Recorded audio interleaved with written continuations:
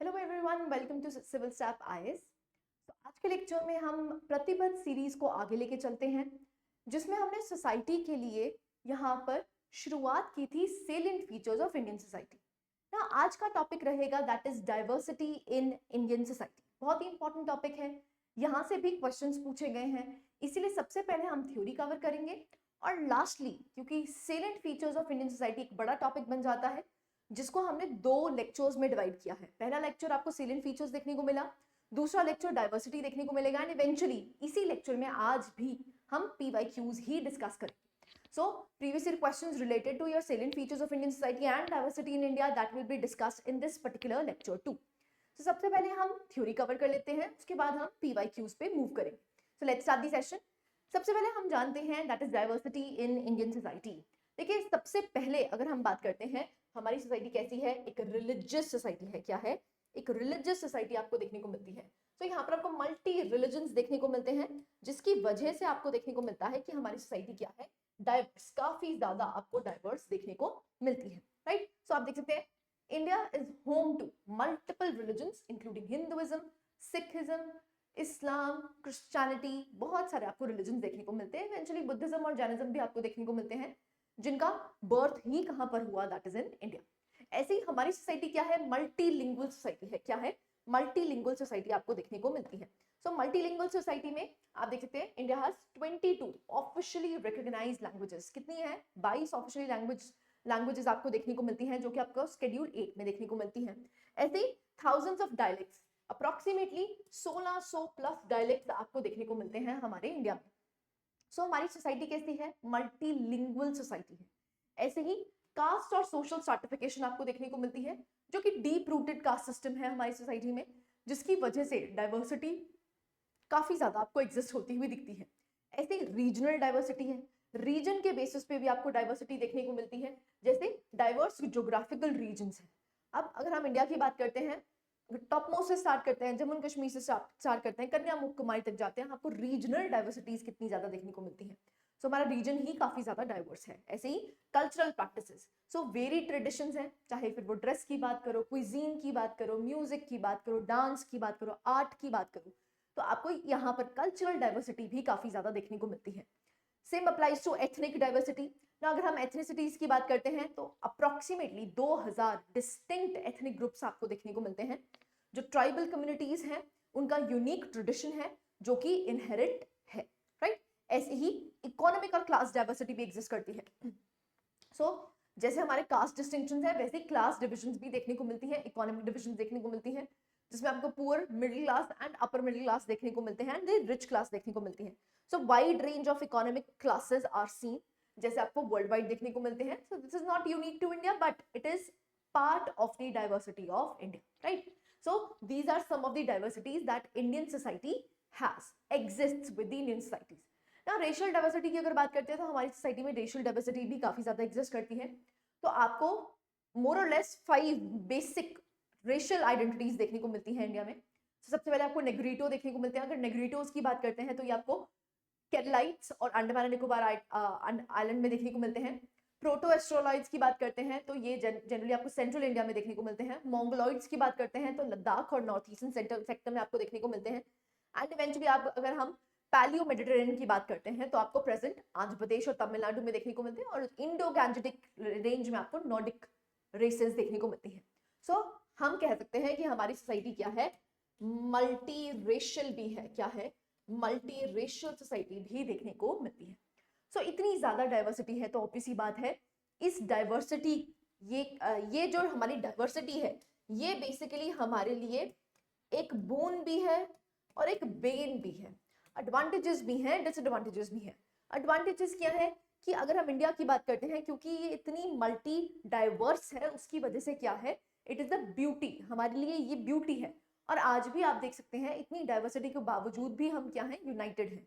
So unity in diversity आपको देखने को मिलती है, बट बहुत सारे थ्रेट्स भी हैं जिसकी वजह से ये यूनिटी इन डाइवर्सिटी खराब भी हो सकती है। राइट? सो आप कह सकते हैं हमारी सोसाइटी कैसी है, हेट्रोजीनियस सोसाइटी है। क्या है? हेट्रोजीनियस सोसाइटी है। राइट? सो ये रेशियल डाइवर्सिटीज की बात कर ली। ऐसे ही लिंग्विस्टिक डाइवर्सिटीज भी बहुत सारी एग्जिस्ट करती हैं। जैसे आप देख सकते हैं नंबर ऑफ लैंग्वेजेस की अगर बात करते हैं तो approximately 1632 languages are spoken. 22 official languages हैं। रीजनल इंपॉर्टेंस की अगर बात करते हैं तो जो लैंग्वेजेस हैं दे वेरी ज्योग्राफिकल एरियाज से। आपने पॉलिटी में जरूर पढ़ा होगा, लैंग्वेज के बेसिस पर रीऑर्गेनाइजेशन किया गया था 1956 में, जिसको कहा गया था states reorganisation act of 1956। And Andhra Pradesh was the first state जो लैंग्वेज के बेसिस पे बनाई जाती है 1953 में। सो आप देख सकते हैं हमने अपनी स्टेट्स को भी किस बेसिस पे हमने किस बेसिस पे डिवाइड किया है, दैट इज लैंग्वेज के बेसिस पे डिवाइड किया है। तो आपको रीजन में लैंग्वेजेस जो है वो प्रोमिनेंटली देखने को मिलती है। सो बेसिकली जो यहाँ की कल्चरल और आप कह सकते हैं सोशल लाइफ है, उसके लिए लैंग्वेज बहुत इंपॉर्टेंट सोर्स बन जाता है। Rule in state formation, as I told you, language based demand शुरू हुई थी, जिसमें 1953 में आपको पहली बार आंध्र प्रदेश जो स्टेट है वो लैंग्वेज के बेसिस पे बनती हुई दिखी। And states reorganisation act under the Fazal Ali commission क्या बनाया गया, स्टेट्स रीऑर्गेनाइजेशन एक्ट बनाया गया है, जिसके बेसिस पे हमने यहाँ पर लैंग्वेज के बेसिस पर रीऑर्गेनाइजेशन की। तो लैंग्वेज के बेसिस पे डिमांड्स पहले से ही आपको प्रोमिनेंट देखने को मिल रही है। तो जो आज आपको स्टेट की फॉर्मेशन भी देखने को मिल रही है, उसमें लैंग्वेज एक की फैक्टर प्ले करता है, राइट। नाउ अगर हम बात करते हैं कि एडवांटेजेस क्या हैं, what are the advantages in preserving the linguistic diversity. Linguistic diversity को प्रिजर्व करने के लिए हमारे पास क्या क्या एडवांटेजेस हैं। Number 1, national integration.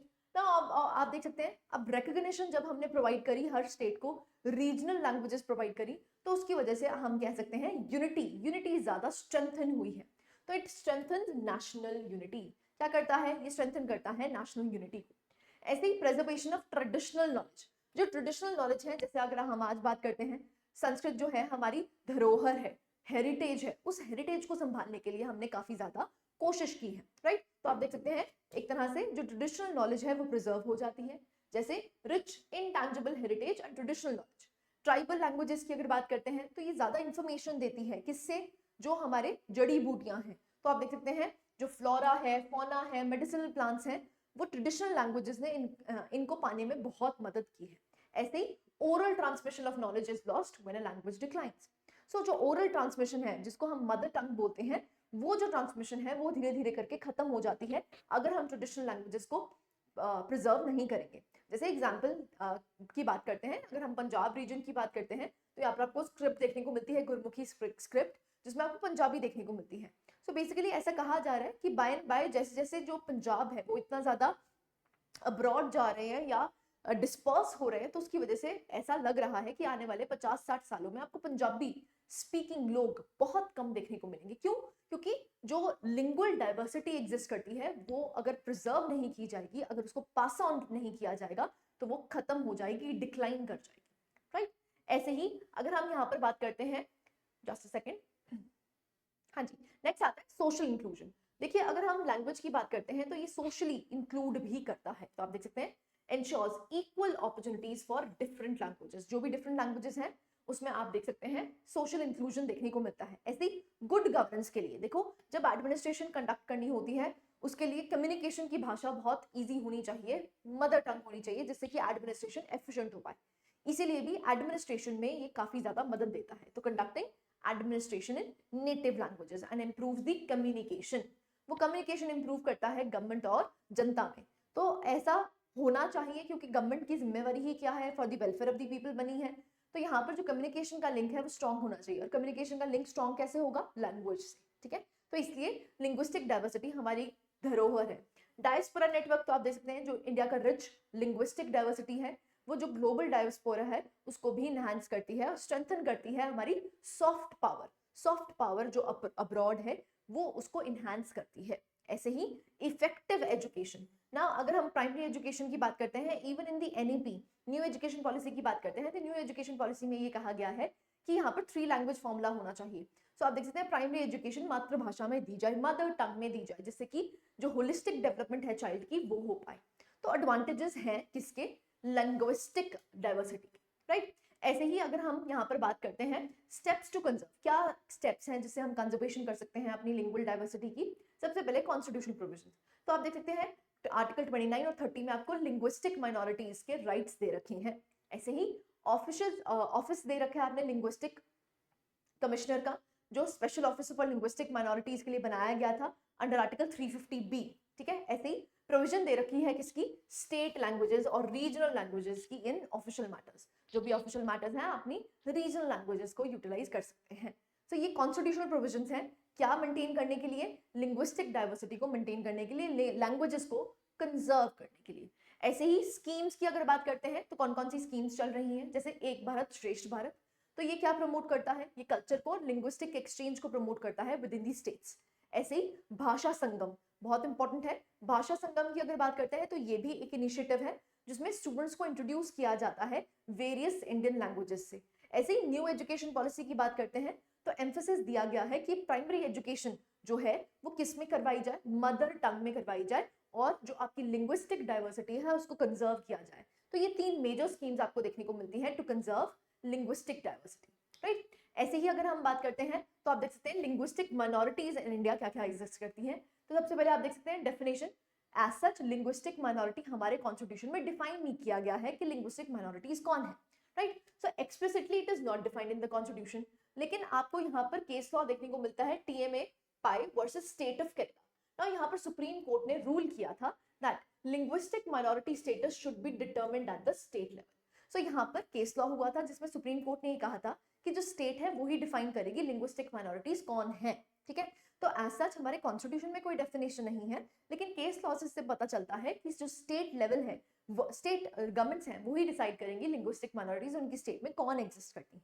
Now national commission for religious and linguistic minorities आप देख सकते हैं यहाँ पर डिटरमिन किया जाता है by numerical inferiority, non dominant status and distinct identity, right. Next, issues क्या फेस करे जाते हैं लिंग्विस्टिक माइनॉरिटीज से, बहुत इंपॉर्टेंट है क्योंकि देखो ये कॉन्स्टिट्यूशन के लिए भी इंपॉर्टेंट है, क्योंकि आर्टिकल 29-30 की बात करते हैं तो वहां पर लिंग्विस्टिक माइनॉरिटीज की बात कर रही है, तो इसलिए सोसाइटी में आपसे ये क्वेश्चन पूछा जा सकता है। नाउ क्या है issues, number 1 prominence of regional languages. Now prominence आपको देखने को मिलती है रीजनल लैंग्वेजेस की, जैसे division of states and linguistic lines have elevated regional languages to official status. So basically जो रीजनल लैंग्वेजेस हैं उनको ऑफिशियल स्टेटस मिल गया है। नाउ जो इन्हीं स्टेट्स में लिंग्विस्टिक माइनॉरिटीज हैं उनकी जो लैंग्वेज है उनको इतनी प्रोमिनेंस नहीं मिलती जितनी स्टेट की ऑफिशियल लैंग्वेज को मिलती है। I hope I am clear, ठीक है। नाउ दूसरा, minority languages do not receive equal prominence, so equal prominence उनको नहीं मिल पाती है। असिमिलेशनिस्ट पॉलिसीज की अगर बात करते हैं तो इम्पोजिशन लगाई जाती है मेजॉरिटी लैंग्वेजेस की। ना एग्जांपल लेते हैं, मान लो यूपी है, अब यूपी की ऑफिशियल लैंग्वेज क्या है, हिंदी, लेकिन ऐसा थोड़ी है कि यूपी में सिर्फ हिंदी स्पीकिंग लोग ही रहते हैं, है ना। तो यहाँ पर जो ऑफिशियल लैंग्वेजेस हैं वो एक तरह से थोप देती हैं अपनी official languages on the minorities. So जो लिंग्विस्टिक माइनॉरिटीज हैं उस पर थोपा जाता है अपनी लैंग्वेज को, राइट। सो आप देख सकते हैं जैसे कंपल्सरी बंगाली इन गोरखालैंड। अब गोरखालैंड की अगर बात करते हैं तो वहां पर बंगाली स्पीकिंग लोग नहीं है, लेकिन वेस्ट बंगाल की अगर बात करते हैं तो वहां पर ऑफिशियल लैंग्वेज कौन सी है, बंगाली, राइट। तो एक तरह से आप देख सकते हैं असिमिलेशनिस्ट पॉलिसीज आपको देखने को मिलती है। एजुकेशन इन मदर टंग, तो आप देख सकते हैं lack of instruction in mother tongue to minority children. अब जो माइनॉरिटी लिंगुअल माइनॉरिटी चिल्ड्रन है उनको उनकी मातृभाषा में नहीं दिया जाता है, क्योंकि मातृभाषा में कौन सी यूज करी जाती है, जो डोमिनेंट क्लास की है, जहां पर ज्यादातर लोग जो भाषा बोलते हैं उसी में दिया जाता है। तो जो लिंग्विस्टिक माइनॉरिटीज हैं उनमें आपको फोकस कम देखने को मिलता है। ऐसी state civil services language proficiency, so आप देख सकते हैं अगर आपको स्टेट गवर्नमेंट्स के लिए प्रिपेयर करना है तो जो स्टेट की ऑफिशियल लैंग्वेज होती है वो कंपल्शन हो जाती है। मान लो कल को आपको पंजाब पब्लिक सर्विस कमीशन का पेपर देना है तो आपके लिए पंजाबी जो है वो कंपल्सरी है। अब सपोजेटली आप लिंगुअल माइनॉरिटी ग्रुप से बिलोंग करते हैं जहां पर आपको पंजाबी नहीं बोलनी आती है लेकिन आप रहते पंजाब में हैं, तो आप स्टेट गवर्नमेंट के एग्जाम्स के लिए एलिजिबल ही नहीं है, ठीक है। तो ये भी डिसएडवांटेज आपको देखने को मिलता है। I hope clear, I am clear, ठीक है। सो ये आपको देखने को मिलता है, these are some of the, आप कह सकते हैं the steps to conserve the linguistic diversity and the issues that are faced by the linguistic minorities, right. Now socio economic impact क्या होता है, देखो अगर एक्सक्लूजन किया जाता है, exclusive adherence to minority language can hinder socio economic and educational development especially in the early years. So obvious सी बात है, अगर यहाँ पर लिंग्विस्टिक माइनॉरिटीज को ये स्टेटस नहीं दिया जा रहा, इनको प्रिविलेज नहीं दी जा रही, तो जो लर्निंग स्टेज होती है वहां पर आपको देखने को मिलेगा कि इन लैंग्वेजेस को डिमीन किया जाएगा, राइट। ऐसे ही आप देख सकते हैं न्यूज में काफी ज्यादा था the demand for official language status Tulu. ना तुलु को कहा जा रहा था कि ऑफिशियल लैंग्वेजेस में जोड़ा जाए। एज यू नो हमारे यहाँ पर 22 ऑफिशियल लैंग्वेजेस एग्जिस्ट करती हैं, तो यहाँ पर डिमांड करी जाए थी कि तुलु को भी ऐड किया जाए in the official languages. So Tulu speakers जो है वो बेसिकली कोस्टल कर्नाटका और केरला में आपको रहते हुए दिखते हैं, जो डिमांड कर रहे हैं कि तुलु को भी ऑफिशियल स्टेटस दिया जाए ना। लॉन्ग स्टैंडिंग रिक्वेस्ट है कि इसको ऑफिशियल स्टेटस में गिना जाए। बेनिफिट्स क्या है? सबसे पहले रिकॉग्निशन ऑफ साहित्य अकादमी ना, जो साहित्य अकादमी है जो कि आप प्रोमिनेंट आर्ट एंड कल्चर का सोर्स देखने को मिलता है। सो जो तुलु है would receive official recognition from India's national अकादमी।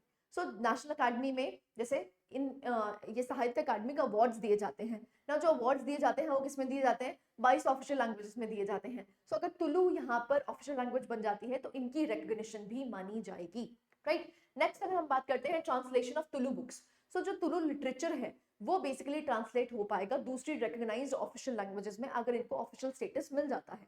ऐसे ही लेजिस्लेटिव यूज, अब जो एमपीज एमएलएज इस एरिया से आते हैं वो अपनी तुलु लैंग्वेज को बोल पाएंगे, एक्सप्रेस कर पाएंगे। ऐसे ही कॉम्पिटिटिव एग्जामिनेशंस जैसे सिविल सर्विस एग्जामिनेशंस में आपको एक क्राइटेरिया दिया जाता है कि आप अपनी लैंग्वेजेस को चूज कर सकते हैं जिसमें आप अपना पेपर लिखना चाहते हैं। तो अगर तुलु लैंग्वेज को यहाँ पर ऑफिशियल स्टेटस दे दिया जाता है तो जो सेंट्रल सर्विसेज हैं उसके लिए भी आप अपनी मातृभाषा में लिख पाएंगे। क्लैरिटी है? तो ये कॉम्पिटिटिव एग्जाम्स के लिए भी इंपॉर्टेंट हो जाता है, राइट। नेक्स्ट हम बात करते हैं that is growth of Hindi in India. बहुत इंपॉर्टेंट है।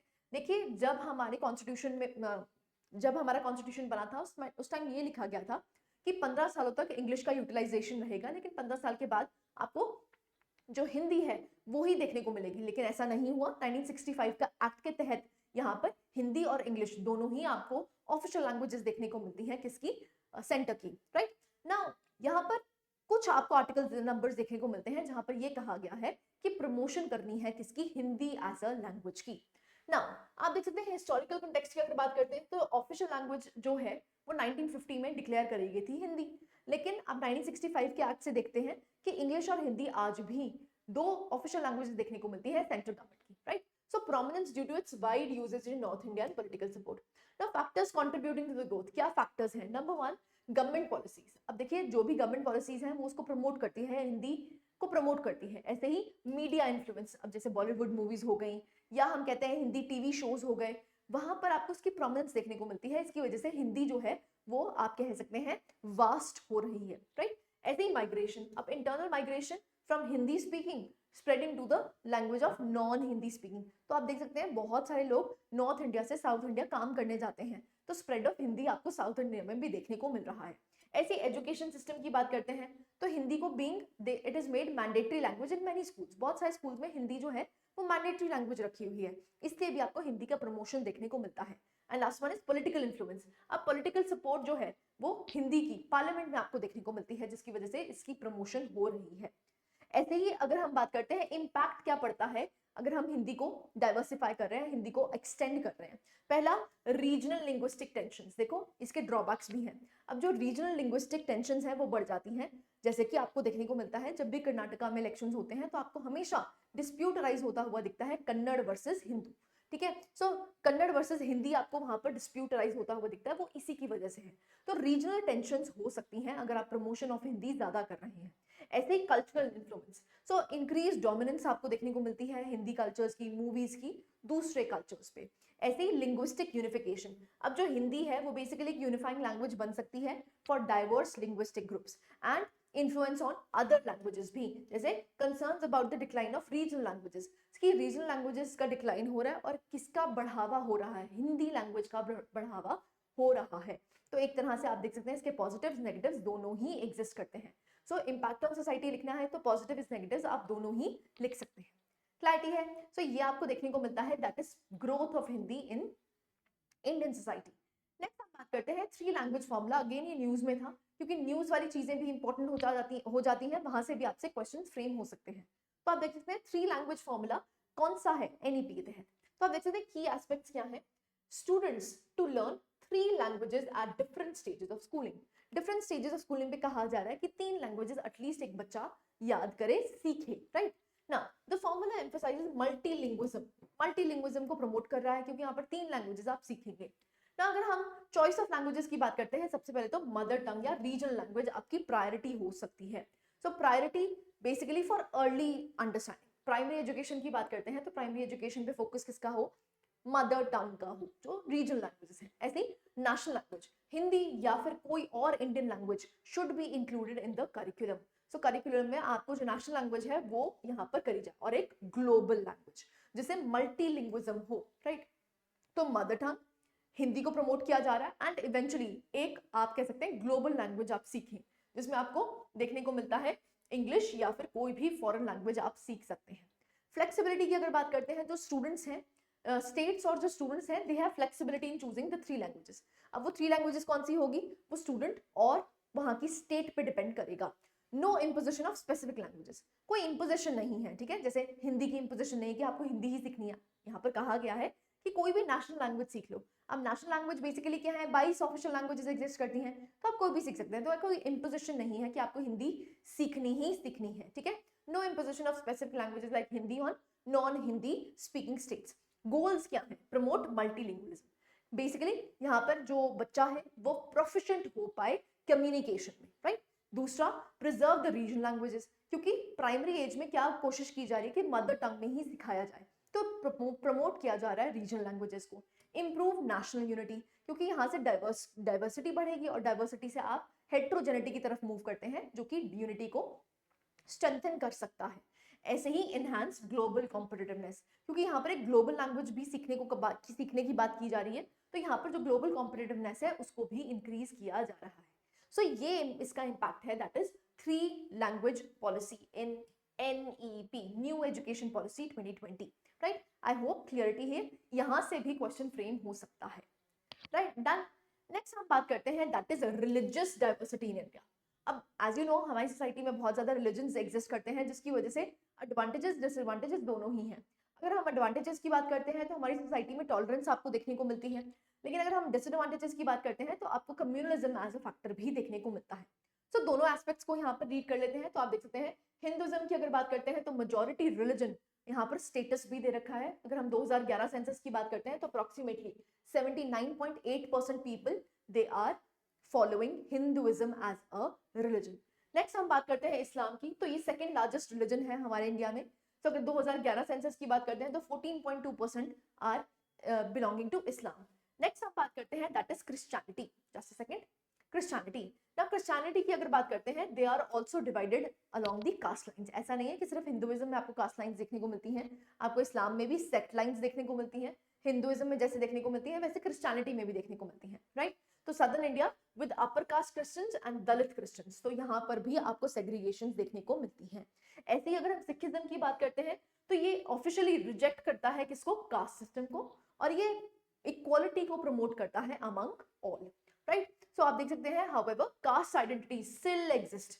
आज भी आपको देखो ऐसा नहीं है कि सिर्फ हिंदुइज्म में आपको कास्ट आइडेंटिटीज देखने को मिलती है, आपको ऑलमोस्ट हर रिलीजन में कास्ट आइडेंटिटीज देखने को मिल रही है। तो इवन सिखिज्म में भी क्रीप इन हो गई है, जबकि सिखिज्म जब बनाया गया था तो इक्वालिटी अमंग ऑल की बात की गई थी, लेकिन बाय एंड बाय जैसे जैसे जो रिलीजन है वो ओल्ड होता जाता है वैसे वैसे आपको देखने को मिलता है उसमें जो भी नेगेटिव चीजें हैं वो भी आनी शुरू हो जाती हैं। तो यहाँ पर भी आपको देखने को मिलता है कि सिखिज्म में भी आपको सेग्रीगेशन देखने को मिलते हैं। बुद्धिज्म की अगर बात करते हैं तो अगर हम अम्बेडकराइट बुद्धिज्म की बात करते हैं, it is associated with Dalits, majorly Dalits, right. Buddhism का काम क्या है, ये बेसिकली रिजेक्ट करता है कास्ट सिस्टम को और प्रमोट करता है इक्वालिटी को। ऐसे ही जैनिज्म की अगर बात करते हैं तो जैनिज्म जो है वो बेसिकली प्रीच करता है non violence and equality, right. तो इतने सारे धर्म आपको इंडिया में देखने को मिल रहे हैं। ऐसे ही intersections of caste and religion, देखो इंटरसेक्शन आपको देखने को मिलता है as I told you, religions में भी, चाहे फिर वो हिंदुइज्म को छोड़ के कोई भी रिलीजन हो, वहां पर भी आपको कास्ट डिस्टिंक्शंस देखने को मिलती हैं। तो एक इंटरसेक्शन है किसका, रिलीजन और कास्ट का, ठीक है। सो आप यहाँ पर देख सकते हैं caste identities often persist even after religious conversions. Religious conversions हो भी जाएं उसके बाद भी आपको कास्ट डिस्टिंक्शंस देखने को मिलती हैं, राइट। ऐसे ही social, economic and political mobilization occurs along both caste and religious lines. तो मोबिलाइजेशन आपको कास्ट में भी देखने को मिलती है, चाहे फिर वो वर्टिकल मोबिलाइजेशन ना हो बट हॉरिजॉन्टल मोबिलाइजेशन हो, तो वो भी आपको देखने को मिलती है, again both in religious as well as caste lines, right? I hope clarity है. This is religious diversity in India. Now this completes our topic, that is diversity in India. अब हमने salient features of Indian society, जो कि सबसे बड़ा topic आपको society का देखने को मिलता है, तो salient features of Indian society हमने प्रीवियस लेक्चर में किया था। अब salient features of Indian society में आपको डाइवर्सिटी भी देखने को मिलता है एज अ टॉपिक। हमने diversity as a topic complete कर लिया है, जिसमें हमने करंट अफेयर्स, जो भी करंट अफेयर्स में भी रहा है लास्ट 2-3 सालों में, वो भी हमने कवर किया है। Now this completes your chapter, एक चैप्टर कंप्लीट हो गया है। अब हम प्रीवियस ईयर क्वेश्चंस डिस्कस कर लेते हैं। देखिए, ये आपको slides as well as PDFs proper with proper explanation वो आपको टेलीग्राम चैनल पे देखने को मिल रही हैं। आप वहां से उसको फ्रीली डाउनलोड कर सकते हैं, जहां पर आपको कंटेंट फ्री ऑफ कॉस्ट दे रखा है। ठीक है, तो प्रिंटेबल फॉर्म्स में भी है। अगर आप ये स्लाइड्स लेना चाहते हैं जिसमें आपको माइंड मैप्स दिए हुए हैं, तो आप ये भी डाउनलोड कर सकते हैं, राइट। सो प्रीवियस ईयर क्वेश्चंस की भी जो डिटेलिंग है वो आपको डिटेल्ड पीडीएफ में मिलेगी। हम यहाँ पर क्वेश्चंस को डिस्कस कर लेते हैं किस फॉर्मेट में हम इनको लिख सकते थे, राइट। So let's start. सबसे पहला क्वेश्चन देखिए, do you think marriage as a sacrament is losing its value in modern India? अब ये कॉन्टेक्स्ट हमने अपनी salient features of Indian society में पढ़ा था, जहां पर हमने ये कहा था कि जो हमारी सोसाइटी है वो मॉडर्न येट ट्रेडिशनल है। सो वहां पर हमने मैरिज एज अ वैल्यू पढ़ा था। तो वहीं से क्वेश्चन आपको देखने को मिला, 2023 का क्वेश्चन है, रीसेंट क्वेश्चन है, जहां पर मैरिज से रिलेटेड आपको क्वेश्चन देखने को मिला है। सो बेसिकली आप क्या कर सकते हैं, देखो, रीजंस फॉर चेंजिंग परसेप्शन, क्यों हमें लग रहा है कि जो मैरिज है वो अपना जो सेक्रेडनेस है वो लूज कर रही है विद मॉडर्न इंडिया। सबसे पहले आपको देखने को मिलता है इंडिविजुअलिज्म एंड पर्सनल फ्रीडम। देखो, पहले क्या होता था, अगर मैरिज की बात करते हैं तो उसको सेक्रेड क्यों माना जाता था, कहा जाता था ये धर्म है, ये ड्यूटी है। लेकिन आज आपको मैरिज का जो कोनोटेशन है, जो गोल है, वो कंपेनियनशिप देखने को मिल रहा है। तो बेसिकली ज्यादा सोसाइटी इंडिविजुअलिस्टिक और क्या बन चुकी है, पर्सनल फ्रीडम देखने को मिलती है। ऐसे ही इकोनॉमिक इंडिपेंडेंस हो चुकी है। पहले वुमेन जो इकोनॉमिकली डिपेंडेंट रहती थी मेन पे, अब वो इकोनॉमिक इंडिपेंडेंस आपको देखने को मिल रही है। राइज इन डाइवोर्स रेट्स, पहले डाइवोर्स रेट्स बहुत कम आपको देखने को मिलते थे, लेकिन आज आपको डाइवोर्स रेट्स ज्यादा देखने को मिल रहे हैं, क्योंकि नाउ मैरिज सैक्रामेंट सेक्रेड नहीं है, बट क्या है, कंपेनियनशिप के लिए है। तो कल को अगर आपको कंपेनियनशिप में दिक्कत आती है तो आप यहाँ पर डाइवोर्स ले रहे हैं। इवन अर्बन एरियाज में आपको डाइवोर्स रेट्स काफी हाई देखने को मिल रहे हैं। तो इसलिए हम कह रहे हैं कि it is losing value in modern India.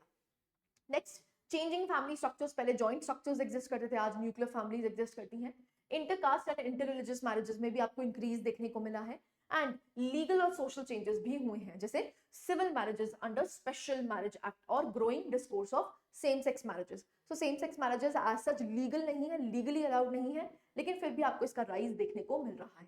So these are some of the ways जहां हम कह रहे हैं कि हाँ, जो मैरिज एज अ सैक्रामेंट है ना, वो बेसिकली चेंज हो रही है। ठीक है, रीजंस हमने बता दिए क्यों चेंजिंग परसेप्शन हो रहा है, लेकिन आज भी ये येट ट्रेडिशनल वे में भी देखी जाती है, जैसे परसिस्टेंस ऑफ ट्रेडिशनल व्यूज, जैसे रिलीजियस एंड कल्चरल इन्फ्लुएंस। जो हिंदू मैरिजेस हैं वो आज भी सेक्रेड मानी जाती हैं। ऐसे ही रूरल एरियाज में आज भी मैरिज एज अ धर्म माना जाता है। ऐसे ही सोशल एक्सपेक्टेशंस की अगर बात करते हैं तो मैरिज बेसिकली क्या है, it is sanctioned by society as well as sanctioned by law. तो आज भी इसकी प्रेवलेंस आपको देखने को मिल रही है। अरेंज मैरिजेस आज भी कंटिन्यू कर रही हैं। तो even if it is changing its ways, लेकिन फिर भी आपको ट्रेडिशनल एलिमेंट्स देखने को मिल रहे हैं। तो आपको बेसिकली यही बताना था किसमें, आपके मैरिज एज अ इंस्टीट्यूशन में ना। अगर आप इसको मॉडल आंसर चाहिए जिसमें आपको इंट्रोडक्शन, बॉडी, कंक्लूजन देखने को मिलता है, that have been provided in the PDF, आप वहां से इसको रीड कर सकते हैं। ठीक है ना। अगर हम यहाँ पर कंक्लूजन की बात करते हैं तो बेसिकली क्या है, जो क्लैशेस हैं, क्योंकि हमारी इंडियन सोसाइटी धीरे धीरे करके चेंज हो रही है, ट्रांजिशन पीरियड में है, तो यहाँ पर आपको modern values as well as traditional values दोनों ही देखने को मिलते हैं। राइट, क्लैरिटी है। सो सिंपल सा क्वेश्चन था, 2023 में पूछा गया है। Again an important element, marriage as an institution. Next हम बात करते हैं, child cradling is now being replaced by mobile phones, discuss its impact on socialization of children. Now again it is a 2023 question. तो basically यहाँ पर ये कहा है, पहले जो पेरेंट्स थे वो बेसिकली बच्चों के साथ खेलते थे, कडल करते थे, लेकिन अब it is being replaced by mobile phones, क्योंकि आज की जनरेशन टेक सेवी हो गई है, जिसमें आपको छोटे छोटे बच्चे भी मोबाइल फोन्स यूटिलाइज करते हुए दिखेंगे। सो बेसिकली यहाँ पर ये कहा जा रहा है, the child cradling is now replaced by mobile phones. और आपसे क्या पूछा गया है कि इसका इम्पैक्ट क्या हो रहा है बच्चों पे।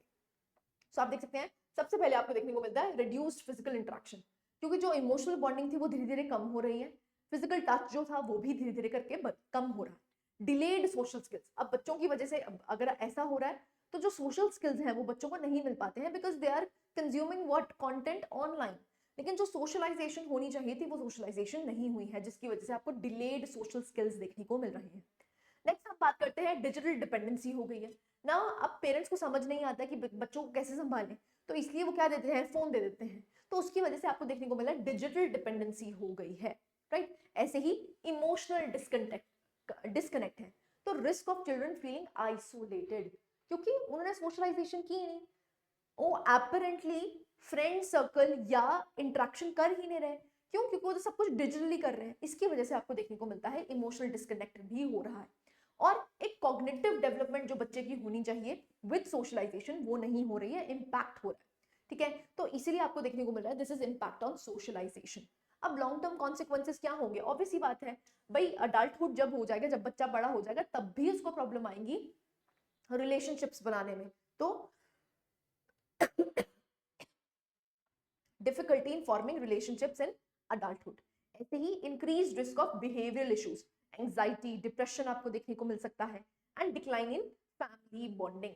सो जो basically traditional care giving roles थे उसमें भी प्रॉब्लम्स आपको देखने को मिल सकती हैं। तो लॉन्ग टर्म इफेक्ट्स भी आपको देखने को मिलेंगे। क्लैरिटी है? आई होप आपको समझ आएगा प्रीवियस ईयर क्वेश्चन कैसे टैकल करना है। अगेन मॉडल आंसर्स अगर आपको चाहिए तो आपको पीडीएफ में प्रॉपर्ली इंट्रोडक्शन बॉडी कंक्लूजन से ये जो क्वेश्चंस हैं वो अटेम्प्ट करते हुए दिखे हैं। यहाँ पर we are discussing the questions, कैसे आप इन क्वेश्चंस को अटेम्प्ट कर सकते हैं, राइट। ओके, नेक्स्ट क्वेश्चन में मूव करते हैं। Explore and evaluate the impact of work from home on family relationships. Now as you know कोविड-19 के बाद ये काफी ज्यादा फेमस हुआ था।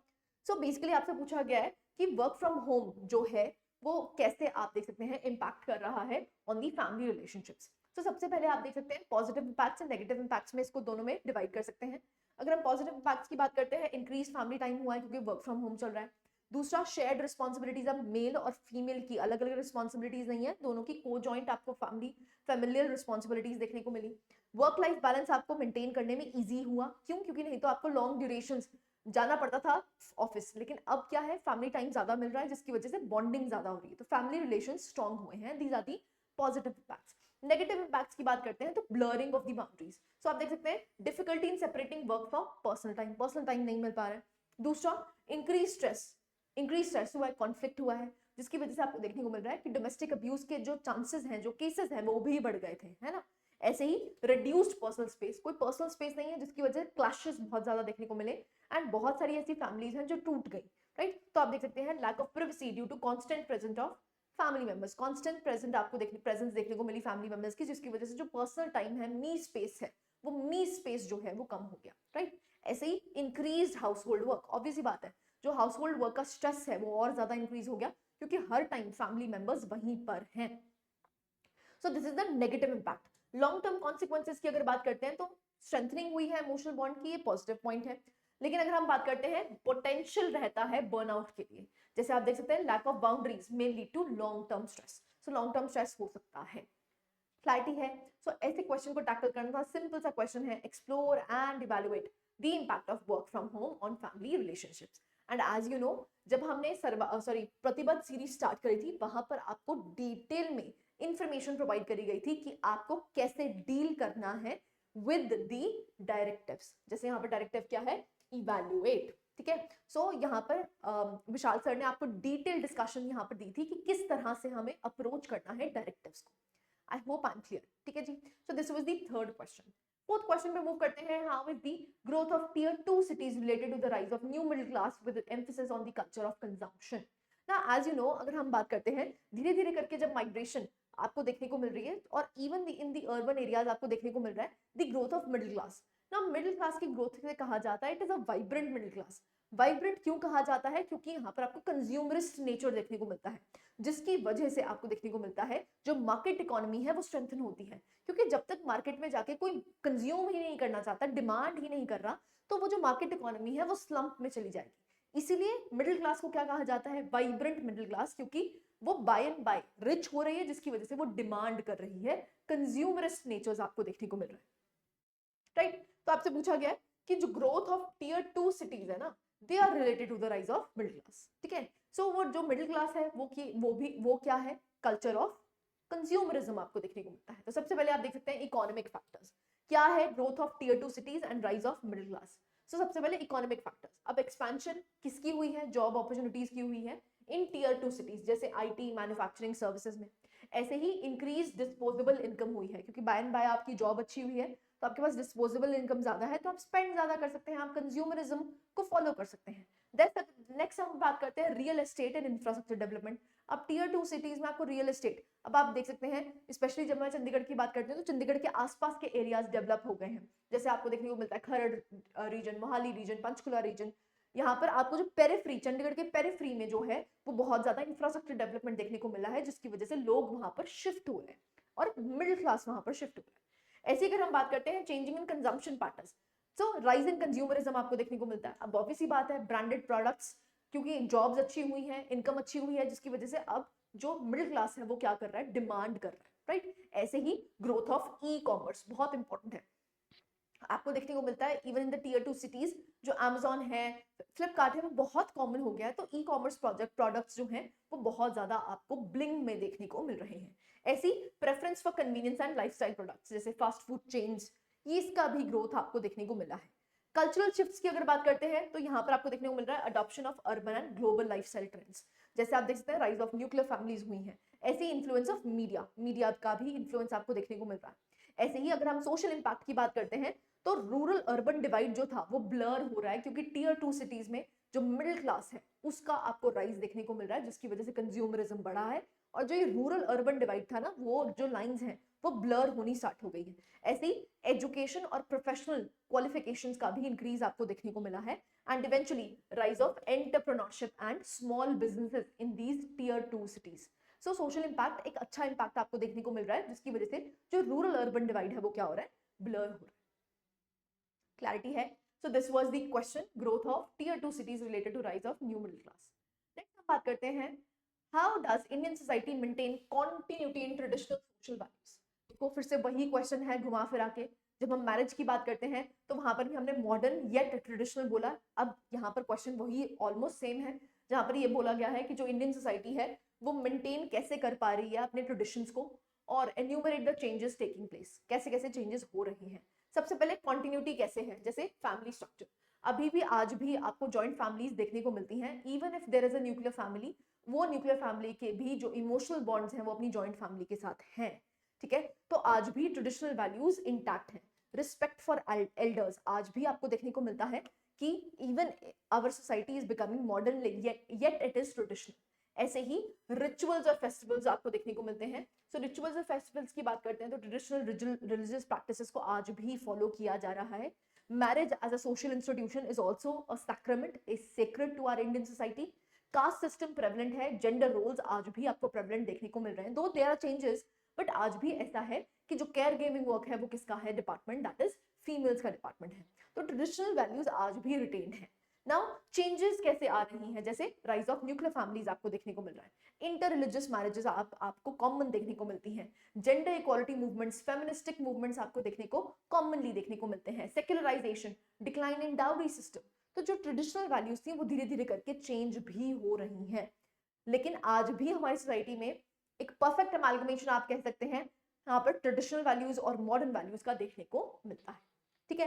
तो रेपिटेटिव थीम्स है, देखो हमने 2023 का क्वेश्चन पढ़ा है, 2021 का क्वेश्चन है, तो रेपिटेटिव थीम्स आपको देखने को मिल रही है जहां पर हमारी सोसाइटी में traditions as well as modernization का इफेक्ट देखने को कहा जा रहा है, राइट। नेक्स्ट क्वेश्चन में मूव करते हैं, how caste lost its relevance in understanding the multicultural Indian society, elaborate your answer with illustrations. आपको इलस्ट्रेशंस के साथ देना है, तो ऑब्वियस सी बात है you have to give the examples, अगर आप एग्जांपल्स नहीं दे रहे हो तब तक आपका आंसर इनकम्प्लीट है, ठीक है। सो आपसे पूछा गया है how has caste lost its relevance in understanding the multicultural Indian society। तो ये कहा गया है कि जो कास्ट की रेलेवेंस है वो क्या खत्म हो गई है, क्योंकि हमारी सोसाइटी क्या है, it is a multicultural society. तो मल्टीकल्चरल सोसाइटी में क्या कास्ट की जो रेलेवेंस है वो खो चुकी है। तो अगेन पॉजिटिव्स और नेगेटिव्स आप यहाँ पर दे सकते हैं कि हाँ it has lost its value, और नहीं it has not lost its value.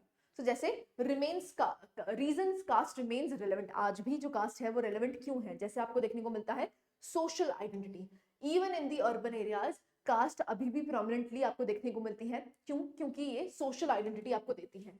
Political mobilisation, अब कास्ट बेस्ड पॉलिटिकल पार्टीज आज भी आपको प्रेजेंट देखने को मिल रही हैं, तो क्या है कास्ट मोबिलाइजेशन, आपको पॉलिटिकल मोबिलाइजेशन की वजह से कास्ट डोमिनेंट फैक्टर देखने को मिलती है आज भी।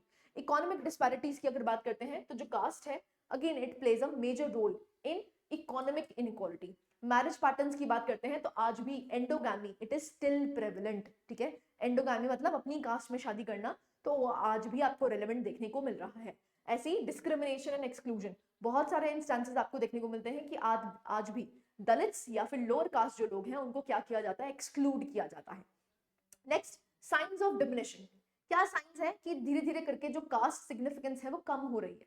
नंबर वन आपको देखने को मिलता है अर्बनाइजेशन एंड माइग्रेशन। ना अर्बनाइजेशन और माइग्रेशन की वजह से आपको देखने को मिल रहा है जो ये कास्ट आइडेंटिटीज है वो ब्लर हो रही है।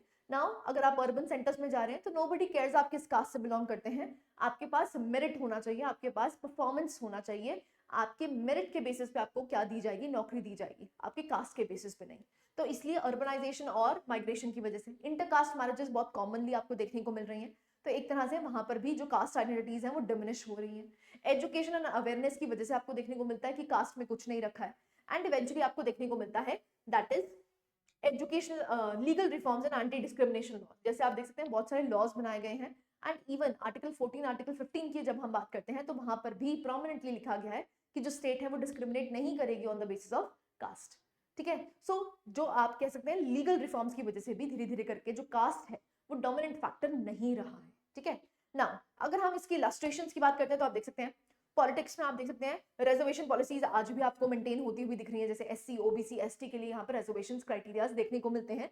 एंड आज भी कास्ट बेस्ड पॉलिटिकल मोबिलाइजेशन है। बहुत सारी ऐसी पॉलिटिकल पार्टीज हैं जो कास्ट लाइंस पे खेल रही हैं, राइट। ऐसे ही अगर हम बात करते हैं society despite progress reports of caste based discrimination आपको देखने को मिल रहे हैं। जैसे इंसिडेंट्स इन हरियाणा उत्तर प्रदेश, बहुत सारे इंसिडेंट्स आपको देखने को मिलते हैं जहां पर कास्ट बेस्ड डिस्टिंक्शंस आज भी प्रेवलेंट है। ऐसे ही इकोनॉमी की अगर बात करते हैं तो मार्जिनलाइजेशन आज भी इकोनॉमिक मार्जिनलाइजेशन दलित कम्युनिटीज का है। जो लोअर कास्ट है वहां पर भी इकोनॉमिक जो मार्जिनलाइजेशन है उन सोसाइटीज का आज भी एग्जिस्ट करता है। ऐसी एजुकेशन की अगर बात करते हैं तो प्रोग्राम्स बहुत सारे से किए गए हैं जिसे हम मार्जिनलाइज सेक्शंस को अपलिफ्ट करना चाहते हैं। लेकिन आज भी अगर हम एजुकेशन की बात करते हैं तो सबसे कम स्तर किसमें आपको एग्जिस्ट करता हुआ दिखता है, लोअर कास्ट, ठीक है। सो आप यहाँ पर इलस्ट्रेशंस मतलब विद एग्जांपल्स यहाँ पर आप बता सकते हैं। क्लैरिटी है। नेक्स्ट क्वेश्चन में मूव करते हैं that is customs and traditions suppress reasons leading to obscurantism, do you agree. ना क्वेश्चन ये है कि जो कस्टम्स हैं ट्रेडिशंस हैं वो बेसिकली रीजंस बन जाते हैं कि हम ग्रोथ नहीं जो कर पा रहे हैं, जो हम एक तरह से इवॉल्व नहीं कर पा रहे हैं, वो क्यों नहीं कर पा रहे हैं, because of customs and traditions. ना अगेन आपके यहाँ पर दो एस्पेक्ट्स हैं, आर्ग्यूमेंट जो अग्री करते हो आप इसमें और दूसरा आर्ग्यूमेंट्स डिसएग्री। पहले हम करते हैं arguments agree. Preservation of superstitions, देखो ये जो ट्रेडिशंस हैं कस्टम्स हैं इसकी वजह से आज भी आपको सुपरस्टिशंस देखने को मिल रहे हैं। तो आप देख सकते हैं certain customs perpetuate irrational beliefs, जैसे बिलीफ इन एस्ट्रोलॉजी या रिचुअल्स, ये आज भी प्रेवलेंट है। ऐसे ही रेजिस्टेंस टू चेंज, अगर हम रेजिस्टेंस टू चेंज जैसे रिजिड ट्रेडिशंस आज भी फॉलो करे जाते हैं, तो रेजिस्टेंस है, चेंज नहीं कर रहे। जेंडर इनइक्वालिटीज आज भी देखने को मिल रही है, हमारी सोसाइटी आज भी पेट्रियार्कल है। ऐसे ही कल्चरल डॉगमा, सो ट्रेडिशंस जो है they are upheld as sacred, ठीक है, क्वेश्चन नहीं कर सकते हो क्योंकि उसको क्या माना जाता है, पायस सेक्रेड माना जाता है। तो ये है कि कस्टम्स और ट्रेडिशंस बेसिकली सप्रेस करते हैं रीजनिंग पावर को। क्यों? क्योंकि ये क्या है, ये आर्ग्यूमेंट्स वी आर अग्री। ना आर्ग्यूमेंट्स अगेंस्ट क्या है, सबसे पहले कल्चरल कॉन्टिन्यूटी। तो आप देख सकते हैं जो ट्रेडिशंस हैं एक सेंस ऑफ आइडेंटिटी हमें प्रोवाइड करते हैं। तो अगर इसकी कॉन्टिन्यूटी है तो सेंस ऑफ आइडेंटिटी के लिए, ना कि क्या करने के लिए, सप्रेस करने के लिए रीजनिंग, ऐसा नहीं है, ठीक है। तो हम बेसिकली अपनी सेंस ऑफ आइडेंटिटी को और कॉन्टिन्यूटी को मेंटेन करने के लिए हम इनको कल्चर को निभा रहे हैं। Next, adaptation of traditions. So many customs evolve with time. जैसे आपको दिवाली देखने को मिल रहा है ना, पहले दिवाली में जो पटाखे बजाए जाते थे वो जनरली एनवायरमेंटल फ्रेंडली नहीं होते थे, लेकिन अब धीरे धीरे हम चेंज कर रहे हैं ना, उन ट्रेडिशंस को हम क्या कर रहे हैं, मोर सस्टेनेबल वे की तरफ मूव कर रहे हैं। तो ट्रेडिशन के साथ हमने लॉजिक को, रीजन को अमेलगमेट कर दिया है, राइट। नेक्स्ट हम बात करते हैं सोशल कोहेजन। सो जो ट्रेडिशंस है दे फॉस्टर सोशल यूनिटी को फॉस्टर करने में हेल्प करते हैं। ऐसी rational core in some traditions, जैसे many traditions have rational basis, जैसे hygiene in religious practices. Now as you know, जब भी फॉर एग्जांपल भोग लगाया जाता है भगवान को तो सुच्चे हाथों से, बिल्कुल साफ सुथरे हाथों से आप लगाते हैं और साफ सुथरे तरीके से बनाते हैं, तो एक तरह से स्वच्छता को प्रमोट किया जाता है। तो वहां पर रीजन है, ठीक है, तो ऐसा नहीं कि रीजन को हम बिल्कुल मानते ही नहीं है। तो बाय एंड बाय जो ट्रेडिशंस हैं, कस्टम्स हैं, वो हमारे रीजन को स्ट्रेंथन भी कर रहे हैं, राइट। सो इलस्ट्रेशंस आप देख सकते हैं, जैसे superstitions like not cutting nails at night is irrational, है ना। ऐसे ही traditions of sati is an example of suppression of reason को सप्रेस किया गया था। ऐसे ही festivals and practices that have evolved over time, तो रैशनल अडैप्टेशन की है, ऐसा नहीं है कि रैशनल अडैप्टेशंस नहीं की है। क्लैरिटी है। So again a simple question, वही कस्टम ट्रेडिशन से क्वेश्चन पूछा गया है। नेक्स्ट हम बात करते हैं what makes Indian society unique in sustaining its culture. फिर से वही थीम, देखो वही थीम आ रही है कि traditional yet modern, modern yet traditional. So वही चीजें बार बार रिपीट हो रही हैं। तो अगेन आप देख सकते हैं क्वेश्चन पूछा गया है जहां पर ये कहा गया है कि इंडिया की जो यूनिक है, तो जो कल्चर है वो कैसे हम सस्टेन कर पा रहे हैं। तो आप देख सकते हैं कल्चरल डाइवर्सिटी है, स्ट्रॉन्ग फैमिली स्ट्रक्चर्स एग्जिस्ट करते हैं, वो ही कंटेंट, वही सेम थीम आप देखने को मिलता है। रिलीजियस टॉलरेंस एंड प्लूरलिज्म आपको देखने को मिलती है, अडैप्टेशंस एंड असिमिलेशंस आपको देखने को मिलते हैं, कल्चरल रिचुअल्स और फेस्टिवल सेलिब्रेट करते हुए देखते हैं। ऐसे ही एजुकेशन और रिलीजियस इंस्टीट्यूशंस की अगर बात करते हैं, जैसे temples, gurdwaras, schools, they act as centres of cultural traditions. तो कल्चरल ट्रेडिशंस को मेंटेन करने के लिए स्कूल्स और जो रिलीजियस इंस्टीट्यूशंस हैं वो काफी ज्यादा फ्रेमवर्क बनाते हैं। ऐसे ही लीगल फ्रेमवर्क्स की अगर बात करते हैं, तो जैसे कॉन्स्टिट्यूशनल प्रैक्टिसेस, जिसमें प्रोटेक्ट किया गया है किसको, कल्चरल प्रैक्टिसेस को, ठीक है। सो आप देखते हैं आर्टिकल 25 to 28 आपको रिलीजियस प्रैक्टिसेस की फ्रीडम देता है।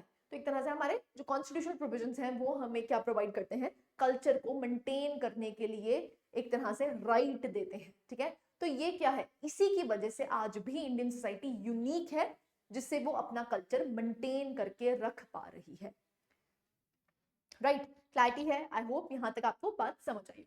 नेक्स्ट हम बात करते हैं, do we have cultural pockets of small India all over the nation, elaborate with examples. देखिए उन्होंने पूछा है कि इंडिया अगर नेशन की बात करते हैं, क्या छोटे छोटे कल्चरल पॉकेट्स हमारे इंडिया में सोसाइटी में एग्जिस्ट करते हैं? यस, क्योंकि हमारी सोसाइटी कैसी है, मल्टी कल्चरल सोसाइटी है। तो आपसे पूछा गया इलस्ट्रेट विद एग्जांपल्स। तो आप देख सकते हैं कॉस्मोपॉलिटन सिटीज जैसे मुंबई, दिल्ली, बेंगलुरु।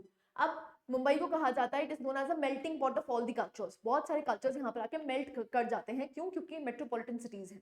तो मेट्रोपॉलिटन सिटीज में आपको देखने को मिल रहा है जैसे a hub of people from all the states with distinct cultural enclaves, जैसे बंगाली मार्केट या south Indian communities, Punjabi traditions आपको देखने को मिल रहे हैं। तो एक तरह से ये मेल्टिंग पॉट बन जाता है। ऐसे ही religious, just a second, religious and regional diasporas आपको देखने को मिलते हैं।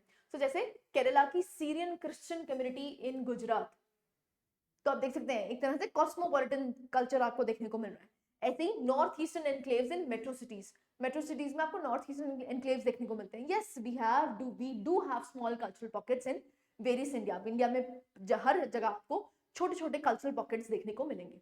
ऐसे ही cultural communities in non home religions, so आप देख सकते हैं Gujarati and Rajasthani communities in Kolkata, Kolkata में आपको देखने को मिलती है। Strong presence of these business communities contributing Kolkata cultural diversity. ऐसे ही तमिल कम्युनिटीज इन मुंबई, मुंबई में आपको तमिल कम्युनिटीज देखने को मिलती हैं। तो yes, we have cultural pockets all over India. Next हम बात करते हैं सीजनल और फेस्टिवल सेलिब्रेशन, जैसे दुर्गा पूजा आपको देखने को मिलती है मुंबई, दिल्ली में, है ना। जबकि दुर्गा पूजा प्रोमिनेंट कहाँ है, that is in the West Bengal, लेकिन वो प्रोमिनेंटली आपको सेलिब्रेट करते हुए दिखते हैं। ऐसे ही गणपति विसर्जन जो आपको देखने को मिलते हैं वो आपको ऑल ओवर इंडिया देखने को मिलते हैं, सिर्फ सदर्न इंडिया में या मुंबई सेक्टर में नहीं देखने को मिलते हैं। तो एक तरह से ये क्या है, yes, we do have cultural pockets. ऐसे ही ओणम इन दिल्ली, ओणम सेलिब्रेट करी जाती है जो कि साउथ इंडियन फेस्टिवल है, उसको सेलिब्रेट किया जाता है दिल्ली और मुंबई में। ऐसे ही आप देख सकते हैं मराठी स्पीकिंग कम्युनिटीज इन कर्नाटका, कर्नाटका कन्नड़ की जगह वहां पर आपको मराठी स्पीकिंग लोग देखने को मिल रहे हैं। So cultural ties between Maharashtra and Karnataka with regions sharing their languages and culture.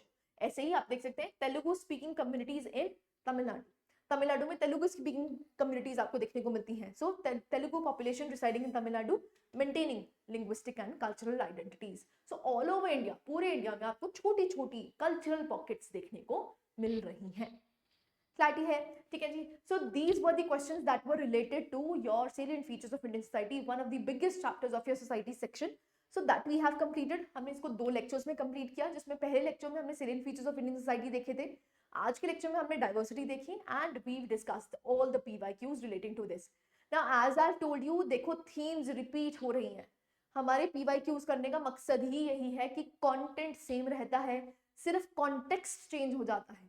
सो आप देख सकते हैं कॉन्टेक्स्ट धीरे धीरे करके चेंज हुए हैं, थोड़े थोड़े चेंजेस हुए हैं, लेकिन ऑल द मोर आपको एग्जाम्पल्स वही लिखने हैं। तो अगर आप PYQs को अच्छे से पढ़ के जाएंगे तो आगे वाले क्वेश्चंस भी आप टैकल कर सकते हैं। So this is how you maintain your, आप कह सकते हैं इसी से आप मेंटेन कर पाते हैं अपनी होलिस्टिसिटी। ठीक है, तो हमारे प्रतिबद्ध सीरीज का मायने ही ये है कि आपको कंटेंट के साथ PYQs दिए जाएं, जिससे कि आप कर पाएं कि जो आपका कंटेंट है उसी को मर्ज कर पाएं PYQ से। और PYQs एक तरह से गाइडिंग लाइट है। जब आपने PYQs कर लिए उसके बाद आप सोच सकते हैं कि सोसाइटी को बेसिकली पढ़ना कैसे है, right. So this was it from my side. I hope you like the lecture. Thank you very much.